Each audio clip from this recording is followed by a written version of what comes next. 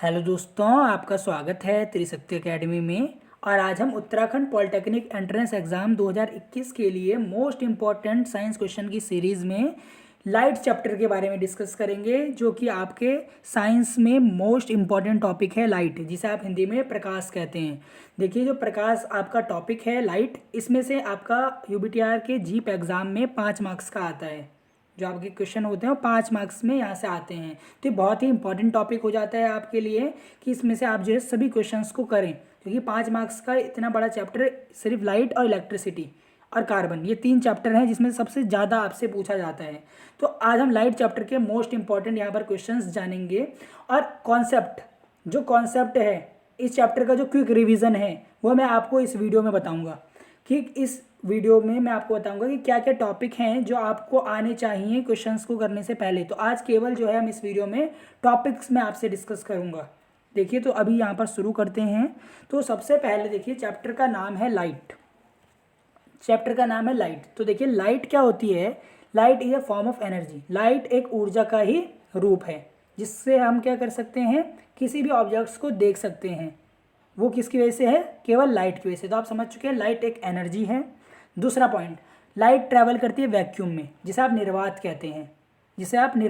निर्वात का अर्थ है जहाँ पर कोई मीडियम नहीं होता, जहाँ पर एयर नहीं है, वाटर नहीं है, यानी कोई मीडियम नहीं है, वहाँ पर भी जो है लाइट आपकी ट्रैवल कर जाती है। और लाइट की स्पीड देखिए, कई बार एग्जाम में मोस्ट इंपॉर्टेंट, देखिए मैं आपको बता दूँ, जो आपसे एग्जाम में पूछा जाएगा उस पर मोस्ट इंपॉर्टेंट, देखिए कई बार स्पीड पूछी जाती है लाइट की जो है वैक्यूम में। तो 3 × 10⁸ मीटर पर सेकेंड ये आंसर होगा। आई होप आप इसको कैप्चर कर लिए, इसके आप नोट्स भी बना सकते हैं अभी। फिर देखिए, तीसरा पॉइंट है, लाइट जो है हमेशा स्ट्रेट लाइन में ट्रैवल करती है। लाइट हमेशा किस में ट्रैवल करती है, स्ट्रेट लाइन में ट्रैवल करती है, ये मैं आपको बता दूं। तो ये आप ध्यान रखना।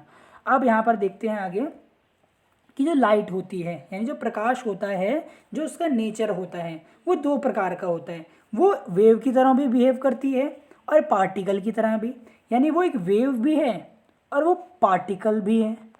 छोटे छोटे पार्टिकल से मिलकर एक लाइट बनी है, जिसे आप फोटोन कहते हैं। क्या कहते हैं, फोटोन। और लाइट जो है वेव की तरह भी बिहेव करती है। तो लाइट के देखिए, कई बार क्वेश्चन पूछा जाता है कि लाइट का कैसा बिहेव है, ये भी मोस्ट इंपॉर्टेंट है एग्जाम में। उसमें आपको ऑप्शन देंगे wave, particle, both wave and particle. तो वहाँ पर देखिए आपको बोथ वेव एंड पार्टिकल, यानी लाइट का जो नेचर है वो वेव की तरह भी है और पार्टिकल की तरह भी है। तो यहाँ पर आपके ये क्वेश्चन आपका क्लियर हो गया यहाँ पर कि लाइट का कैसे नेचर होता है, वेव की तरह भी और किसकी तरह, पार्टिकल की तरह। अब देखिए, जो लाइट होती है वो आपके 7 कलर से मिलकर बनी होती है। लाइट जो होती है वो आपके 7 रंगों से मिलकर बनी होती है। विबग्योर, जिसे आप क्या कहते हैं, विबग्योर। आपको इनका क्रम याद होना चाहिए। देखिए, विबग्योर, वी यानी वॉयलेट, आई यानी इंडिको, ब्लू यानी बी यानी ब्लू, जी ग्रीन, वाई येलो, ओ ऑरेंज और आर रेड। तो ये सीक्वेंस आपको याद होना चाहिए। लाइट का कई बार पूछता है कि लाइट कितने रंगों से मिलकर बनी होती है, तो आप बोलेंगे विबग्योर। देखिए, वॉयलेट, इंडिको, ब्लू, ग्रीन, येलो, ऑरेंज और रेड, ये आप समझ चुके हैं। अब इसमें एक चीज़ ध्यान दीजिए, इन 7 रंगों के समूह को आप स्पेक्ट्रम बोलते हैं। क्या बोलेंगे आप इसे, स्पेक्ट्रम। कई बार पूछा जाता है कि 7 रंगों की जो कॉम्बिनेशन है उसको क्या कहते हैं। तो ये मोस्ट इंपॉर्टेंट है, इसको आप लिख लीजिए कि ये मोस्ट इंपॉर्टेंट है कि 7 रंगों के समूह को आप स्पेक्ट्रम कहेंगे। ये भी क्वेश्चन आता है, देखिए कई बारी। तो वहाँ पर तो 1 वर्ड में होगा, पर आपको ये जानना जरूरी है कि 1 वर्ड से पहले देखिए आपको उसकी थ्योरी का नॉलेज होना बहुत ज़रूरी है। तो स्पेक्ट्रम आपको पता चल गया। अब यहाँ पर एक चीज़ आप ध्यान दें, इस तरीके से यहाँ पर मैं आपको बता रहा हूँ कि जो लाइट होती है, देखिए वो 3 तरीके की होगी आपकी। एक इंफ्रारेड लाइट, एक विजिबल लाइट और एक यूवी लाइट। आपने पढ़ा होगा infrared rays, visible raise, UV rays. जो हमारी आइज़ होती हैं, देखिए वो केवल विजिबल रेज ही यहाँ पर देख पाती है। विजिबल, हम केवल विजिबल जोन में ही जो है हमें दिखता है, जैसे विबग्योर हो गया। तो इसकी जो वेवलेंथ होती है वो कई बार पूछ ली जाती है एग्जाम में कि जो विजिबल रेज होती हैं लाइट की, उनकी वेवलेंथ कितनी होती है। उनकी वेवलेंथ 4000 से 7000 आंगस्ट्रॉम, इसको क्या बोलते हैं आप, आंगस्ट्रॉम। 4000 से 7000 आंगस्ट्रॉम तक होती है और इसकी फ्रीक्वेंसी 10⁻15 हर्ट्ज तक होती है। आपको पता है, कई बार पूछ लेगा फ्रीक्वेंसी की यूनिट क्या है, तो आपको याद होनी चाहिए हर्ट्ज। आपको पता होना चाहिए यहाँ पे कि जो यहाँ पर वेवलेंथ है, जो आपकी वेवलेंथ है उसको आप लैम्डा बोलते हैं, और जो 4000 से 7000 एंगस्ट्रॉम के बीच में होगी, ये आपको ध्यान रखना है। अब यहाँ पर देखिए इंफ्रारेड रेज, देखिए ये तो 4000 से 7000 तक होती है वेवलेंथ, ये आपको ध्यान रखना है। अगर 7000 एंगस्ट्रॉम से अधिक अगर वेवलेंथ है तो उसे आप इंफ्रारेड कहेंगे। अगर 4000 से नीचे वेवलेंथ है, अगर 4000 एंगस्ट्रॉम से नीचे वेवलेंथ है तो आप उसे क्या कहेंगे, यूवी रेज। आप उसे क्या कहेंगे, यूवी रेज कहेंगे। अब आपको यहाँ पर एक क्वेश्चन आता है एग्जाम में, मोस्ट इंपॉर्टेंट, और आपने जितने भी पेपर्स में देखा होगा वो क्वेश्चन आपको मिलेगा कि जो यूवी रेज होती हैं वो क्या कर रही हैं, ओजोन लेयर को डिप्लीट कर रही हैं, ओजोन लेयर को ये डिप्लीट कर रही हैं। तो आपको ये ध्यान रखना है वो यूवी रेज ही होती हैं, अल्ट्रा वायलेट रेज। और ओजोन जो होता है वो हमारे वायुमंडल में एक क्या होगी, यहाँ पर आपकी परत होगी, ओजोन की लेयर होगी जो हमें यूवी रेज से बचाएगी। तो जो यूवी रेज होती हैं वो बहुत ही हार्मफुल होती हैं। देखिए ये 4000 एंगस्ट्रॉम से कम इनकी वेवलेंथ होती है, ये आपको ध्यान रखना है। और इंफ्रारेड जो रेज होती हैं बहुत ही हीटफुल होती हैं, हीटिंग इफेक्ट प्रोड्यूस करती हैं।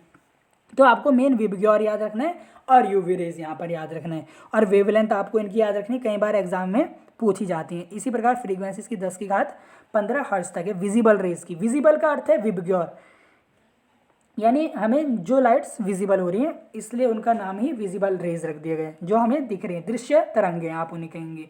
यूवी रेज मैंने आपको बताया जिनकी वेवलेंथ, जिनकी तरंग दैर्घ्य कि 4000 एंगस्ट्रॉम से कम होंगी, जिनकी 7000 से अधिक होंगी उन्हें इंफ्रारेड कहेंगे, जिनकी 4000 से कम होगी उन्हें क्या कहेंगे, यूवी रेज कहेंगे। और यूवी रेज आपको पता है ओजोन लेयर डिप्लीटेशन में इसका बहुत बड़ा हाथ है, इस तरीके से। अब देखिए यहाँ पर कई बार आपसे एग्जाम में पूछा जाता है प्राइमरी कलर्स कि प्राथमिक रंग कौन से हैं। तो देखिए रेड, ब्लू और ग्रीन, रेड, ब्लू और ग्रीन, यह आपको याद रखना है। 3 रंग आपके प्राथमिक रंग होते हैं, कौन कौन से, लाल, नीला और हरा।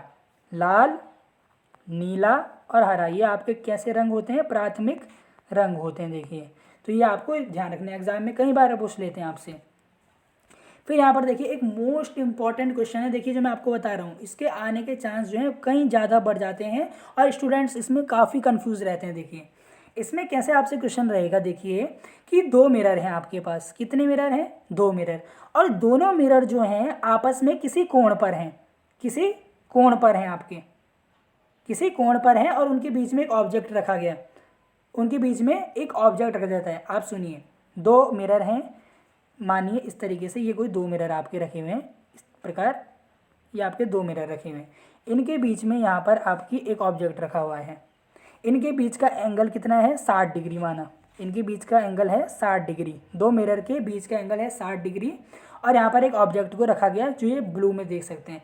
तो आपसे पूछेंगे कि कितनी इमेज बनेंगी इस ऑब्जेक्ट की, इस ऑब्जेक्ट की कितनी इमेज बनेंगी। तो देखिए इसका फार्मूला आपको याद रखना है, केवल मैंने आपको बोला 60 डिग्री का एंगल बना रहे हैं, तो आप क्या लिखेंगे यहाँ पे 360 अपॉन में थीटा की जगह आप 60 रख देंगे, -1, यह आएगा 6, 6 में से 1 गया 5, इसको आप काटेंगे आएगा 6। तो आपकी कितनी इमेज बनेंगी, 5 इमेज बनेंगी। आपके कितने प्रतिबिंब बनेंगे, हिंदी में कितने प्रतिबिंब बनेंगे, 5 प्रतिबिंब बनेंगे। तो ये मोस्ट इंपॉर्टेंट, आप इसको क्वेश्चन लिखिए कि आपको 2 मिरर दिए होंगे, उनके बीच का एंगल आपको दिया होगा कि भाई इनके बीच का एंगल, मानिए आप इस तरीके से इसको इरेज करता हूँ। अब आप देखिए यदि मैं बोलूँ कि थीटा 90 डिग्री है, 2 90 डिग्री के कोण पर रखे हुए हैं इस तरीके से मिरर, और यहाँ पर एक ऑब्जेक्ट रखा हुआ है इस प्रकार, ये कोई ऑब्जेक्ट रखा है। अब मैं कहूँगा इस ऑब्जेक्ट की कितनी इमेज बनेंगी, आप कहेंगे एंगल है 90, आप यहाँ सीधा फार्मूले में क्या रखेंगे 360 अपॉन में 90, जो आपका 4 आएगा, 4 में से 1 घटा देंगे तो आपका 3 आएगा, यह आपको ध्यान रखना है। और अगर दोनों पैरेलल है मिरर, अगर मिरर दोनों पैरेलल हैं यानी इनके बीच में एंगल 0 है, तो देखिए 360 को जब आप 0 से डिवाइड करेंगे तो यहाँ पर जो इमेज होगी आपकी, देन जो नंबर ऑफ इमेज होंगी वो अनंत बनेंगी आपकी, कितनी बनेंगी, अनंत, इनफाइनाइट, कितनी बनेंगी, इनफाइनाइट इमेजेस बनेंगी, ये आपको ध्यान रखना है। तो ये मोस्ट इंपॉर्टेंट क्वेश्चन मैंने आपको बताया यहाँ पर। अब आगे चलते हैं, देखिए अब यहाँ पर पहले यहाँ पर जो आप मिरर यहाँ पर देख रहे हैं ये है आपका कॉनकेव मिरर, यहाँ पर आपका कौन सा मिरर है, ये कॉनकेव मिरर, इस तरीके से ये वाला आपका कॉन्वेक्स है, ये कौन सा मिरर है, कॉन्वेक्स मिरर है। तो प्लेन मिरर के बारे में तो आपको पता है कि जो प्लेन मिरर होता है उसमें जो होती है बिल्कुल सीधी इमेज बनती है, और कैसे, आभासी इमेज बनती है। पर जो कॉन्वेक्स मिरर होता है, देखिए कॉन्वेक्स मिरर में आपको पहले टर्म इसको समझिए, स्पेरिकल मिरर होते हैं। कैसे? गोलीय दर्पण होते हैं। कैसे दर्पण होते हैं? गोलीय दर्पण होते हैं। स्पेरिकल मिरर यहाँ पर होते हैं, कॉन्वेक्स और कॉनकेव। तो देखिए कॉन्वेक्स मिरर में क्या होता है, देखिए आपकी जो बाहर की सतह होती है ये, इस पर क्या की जाती है, क्या किया जाता है यहाँ पर आपके, पॉलिश किया जाता है। क्या किया जाता है यहाँ पर? पॉलिश किया जाता है। ये आपको ध्यान रखना है। ये आपकी फोकस हो गई इतनी, ये आपकी फोकस हो गई। फोकस, और कई बार देखिए एग्जाम में मैं आपको इससे केवल इंपॉर्टेंट यहाँ पर बताता हूँ कि जो आपकी रेडियस होती है इस मिरर की, जो रेडियस होगी वो क्या होती है, देखिए फोकस का, देखिए जो आर है यहाँ पर वो फोकस का डबल होगा और फोकस आर का आधा होगा। ये आपको ध्यान रखना है। ये इसको आप वक्रता त्रिज्या बोलते हैं। फोकस फोकस ही होता है आपका, इस तरीके से। ये आपको ध्यान रखना है। इमेज कैसे बनती है? यू होता है ऑब्जेक्ट की डिस्टेंस। यू, अगर मानिए यहाँ पर कोई ऑब्जेक्ट रखा हुआ है तो यू होगा ऑब्जेक्ट की डिस्टेंस, ये डिस्टेंस यू होगी। आपकी इमेज बनेगी कुछ, क्या बनेगी? कुछ आपकी इमेज बनती है। ये आपको ध्यान रखना है, कुछ आपकी इमेज बनेगी इस प्रकार। तो आपको ध्यान रखना है, अगर इमेज बनेगी उसको आप वी से डिनोट करेंगे। वी क्या है? इमेज की डिस्टेंस होगी। ये आपको ध्यान रखना है। आपने आई होप क्लास 10 में पढ़ा होगा। ये आपको ध्यान रखना है। इसी प्रकार यहाँ पर क्या है? कॉन्वेक्स मिरर है। कॉन्वेक्स मिरर में अंदर की साइड यहाँ पर क्या होती हैं आपके, light come from that side, और रिफ्लेक्शन भी यहीं पर होता है आपका। ये आपको ध्यान रखना है कॉन्वेक्स मिरर में। ये आपको ध्यान रखना है। ये आपकी रिफ्लेक्टिंग सरफेस हो गई। इसमें आपको ये ध्यान रखना है कि जो इसमें वी होता है और यू होता है। वी यानी ऑब्जेक्ट की, वी मतलब इमेज की डिस्टेंस, और यू यानी ऑब्जेक्ट की डिस्टेंस। ये दोनों नेगेटिव में होती हैं, क्योंकि देखिए ये दोनों इस साइड हैं, नेगेटिव एक्सिस पर हैं। बल्कि यहाँ पर ये किस में होगा आपका? पॉजिटिव में होते हैं। किस में होते हैं सारे? पॉजिटिव में, क्योंकि यहाँ पे पॉजिटिव साइड हैं। ये आपको देखिए इसमें देखना है, वरना वीडियो देखिए काफ़ी लंबी हो जाएगी। तो ये आपको खुद यहाँ पर समझने हैं। ये मैंने आपको बता दिया, इसमें वी और यू दोनों नेगेटिव, फोकस भी यहाँ पर नेगेटिव होगी। ये आपको ध्यान रखना है। अब आपको इनका यूज़ देखिए कहाँ होता है? मिरर फार्मूला में। ये देखिए ये यहाँ पर मिरर फार्मूला होता है 1/f बराबर 1/u प्लस 1/v। ये आपको फार्मूला याद होना चाहिए, मिरर फार्मूला। इसमें आपको फोकल लेंथ का मतलब है f, u मतलब है ऑब्जेक्ट की डिस्टेंस, जैसे मैंने आपको बताया, v है इमेज की डिस्टेंस। तो ये टॉपिक जो है आपके क्लियर होने चाहिए, तब आपको इस टॉपिक से रिलेटेड क्या कर सकते हैं, आप सवाल जो है कर सकते हैं। देखिए इतना आपका इंपॉर्टेंट हो गया मिरर फार्मूला। इसमें आपको साइन का सबसे इंपॉर्टेंट ध्यान रखना है। साइन कन्वेंशन आपको ध्यान रखने हैं। सबसे पहले साइन के जो कन्वेंशन है वो आपको ध्यान रखने हैं। ये मोस्ट इंपॉर्टेंट रहेगा आपका। जैसे मैंने आपको बताया कॉनकेव मिरर में सब नेगेटिव में रहेंगे। कॉन्वेक्स में देखिए वहाँ पर क्या रहते हैं? पॉजिटिव रहते हैं। वहाँ पर आपके देखिए जो आपका क्या है? कॉनकेव है। इसमें देखिए ये आपके प्लस में रहेंगे, ये आपके कहाँ रहेंगे? प्लस में रहेंगे। ये आपको ध्यान रखने हैं। इस तरीके से आप कोई भी, आपको ऑब्जेक्ट की डिस्टेंस दी होगी, इमेज की डिस्टेंस दी होगी, आपको फोकल लेंथ निकालनी होगी, यानी तीनों में से आपको एक चीज़ निकालनी होगी। दो चीज़ दी होंगी, एक आपको निकालनी होगी। अब एग्जाम में देखिए मिरर से क्या सवाल आते हैं कि देखिए यहाँ पर सवाल आते हैं, देखिए कि जो रियर व्यू होते हैं मिरर, ऑटोमोबाइल में, स्कूटर में, कार में, बस में, वहाँ पर आप कौन सा मिरर यूज़ करते हैं? वहाँ पर आप यूज़ करते हैं कॉन्वेक्स मिरर। कौन सा मिरर यूज़ करेंगे? वहाँ पर आप कॉन्वेक्स मिरर यूज़ करते हैं, क्योंकि कॉन्वेक्स मिरर में आपको हमेशा बड़ी इमेज दिखती है। कैसी इमेज दिखती है? बड़ी इमेज दिखती है। बल्कि कॉनकेव मिरर आप देखते हैं, जो सेविंग मिरर होते हैं घरों में, मूवी के प्रोजेक्टर होते हैं, हेडलाइट होती हैं ऑटोमोबाइल की, वहाँ पर आप कॉनकेव मिरर यूज़ करते हैं। कैसे मिरर यूज़ करते हैं आप? कॉनकेव मिरर यूज़ करते हैं। बल्कि कॉन्वेक्स मिरर में आपको क्या होता है, वो जो इमेज होती है वो आपको सीधी दिखाई देती है। कैसी दिखाई देती है आपको? मैग्नीफिकेशन हमेशा पॉजिटिव रहता है। ये आपको ध्यान रखना है। तो ये टॉपिक देखिए आपको पढ़ना है। मैं इस वीडियो में केवल आपको टॉपिक बता रहा हूँ कि आपको इन टॉपिक को अपना मजबूत करना है। देखिए फिर यहाँ पर आप देखते हैं लॉ ऑफ रिफ्रैक्शन। देखिए रिफ्लेक्शन का भी नियम होता है, बहुत ही सरल है कि आपतित कोण जो होगा वो परावर्तित कोण के वहाँ पर बराबर होता है और सभी एक ही प्लेन में लाई करते हैं। और यहाँ पर रिफ्रैक्टिव इंडेक्स क्या होता है? देखिए रिफ्रैक्टिव इंडेक्स होता है, इसको आप म्यू से डिनोट करते हैं, स्पीड ऑफ लाइट किसमें? एयर में, अपॉन में speed of light in vacuum. Speed of light in vacuum ऊपर एयर में, speed of light in air upon में speed of light in medium. जिस मीडियम में आपको निकालना है इस तरीके से। इसमें आपको दो चीज़ ध्यान रखनी है, अगर आपका रिफ्रैक्टिव इंडेक्स बढ़ता है तो आपका मीडियम डेंसर होगा, कैसा, डेंसर। और अगर आपका म्यू घटता है तो मीडियम कैसा होगा, रेयरर होगा। जैसे आपका एयर हो गया, वहाँ पर मीडियम कैसा होता है, रेयरर। पर कांच आपका होता है तो उसमें मीडियम कैसा होता है, डेंसर मीडियम होता है। कैसा मीडियम होता है, डेंसर मीडियम होता है। ये आपको ध्यान रखना है। देखिए फिर यहाँ पर स्नेल्स लॉ भी कई बार पूछा जाता है, स्नेल्स लॉ।